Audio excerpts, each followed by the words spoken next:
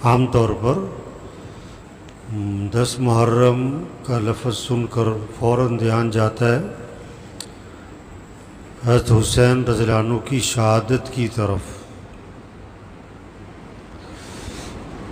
تو 10 محرم کی فضیلت کیوں ہے؟ 10 محرم کے کیا اس دن کی خاص چیز کیا ہے؟ اور 10 محرم کو کیا کرنے کا کام کیا ہے؟ 2 چیزیں آتی ہیں حدیث میں، ایک روزہ رکھنا۔ آپ صلی اللہ علیہ وسلم جب مدینہ منورہ ہجرت فرما کر گئے تو یہود روزہ رکھتے تھے 10 محرم۔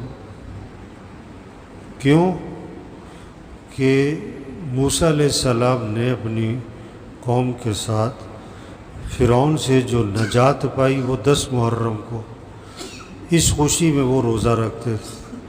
تو آپ نے فرمایا کہ ہمارا تعلق موسیٰ علیہ السلام سے زیادہ ہے، ہمیں زیادہ حق ہے کہ ہم روزہ رکھیں، لیکن یہود کی مخالفت کریں گے کہ ایک دن کا روزہ زائد رکھیں گے، وہ ایک دن کا رکھتے ہیں، ہم 2 دن کا رکھیں۔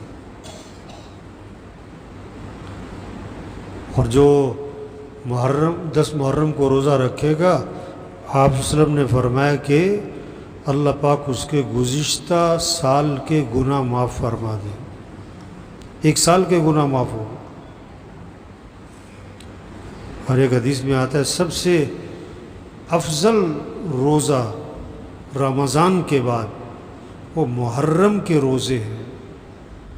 اس میں صرف 10 محرم کی بات نہیں ہے، پورے محرم میں جتنے چاہے روزے رکھ لے آدمی، 5 رکھے، 10 رکھے، 12 رکھے، 15 رکھے۔ اور ایک حدیث میں آتا ہے کہ محرم کا ایک روزہ، محرم کے مہینے کا ایک روزہ 1 مہینے کے روزوں کے برابر ثواب ملے گا۔ تو محرم کی جو فضیلت ہے وہ کس وجہ سے؟ وہ شہادت حسین کی وجہ سے نہیں ہے کہ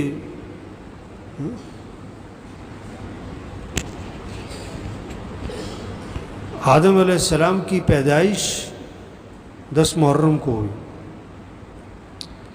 آدم علیہ السلام کی جو توبہ قبول ہوئی وہ 10 محرم کو ہوئی، یونس علیہ السلام نے مچھلی کے پیٹ سے نجات پائی وہ بھی 10 محرم،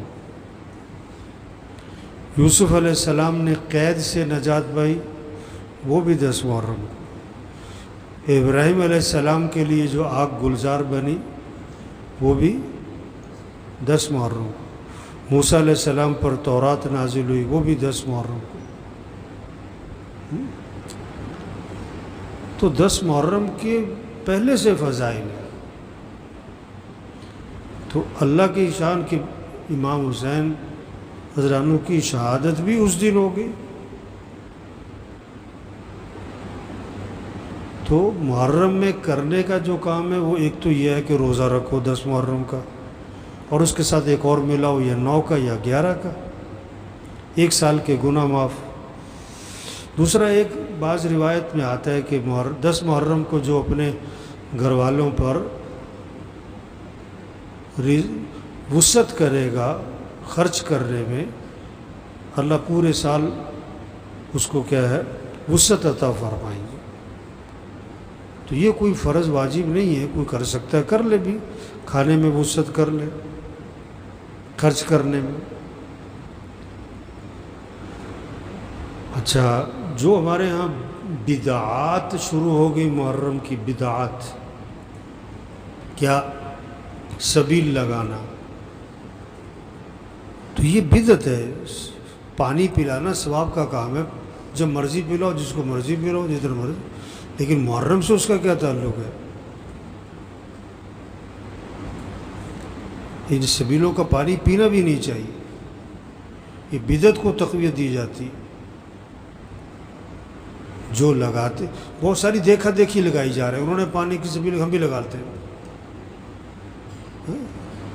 نہیں بھائی، جو چیز صحیح ہے صحیح ہے، جو غلط ہے غلط ہے۔ تو سبیل کا کوئی تعلق نہیں ہے محرم سے۔ بعض لوگ کھچڑا پکاتے ہیں، کھچڑا پکا کے تقسیم کرتے ہیں۔ کھچڑا یا کیا کہنا چاہیے، دلیم۔ یہ جو کہتے ہیں نا حلیم، یہ غلط ہے۔ حلیم تو اللہ کا نام ہے۔ اب یہ کہنا حلیم کھایا، حلیم پکایا، حلیم بانٹا، تو یہ تو بہت غلط بات ہے۔ تو حلیم کا لفظ نہیں بولنا چاہیے، کیا دلیم یا کھچڑا۔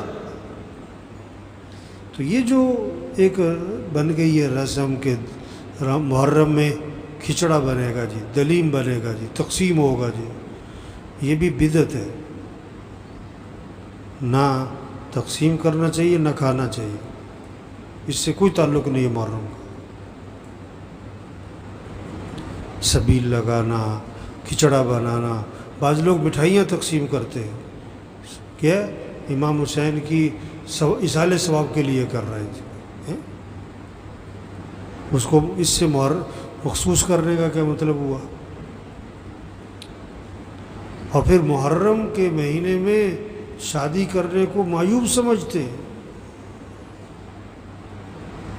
محرم کے مہینے میں شادیاں نہیں کرتے لوگ، توبہ، تو یہ تو محترم مہینہ ہے، عظمت والا مہینہ ہے، احترام والا مہینہ ہے۔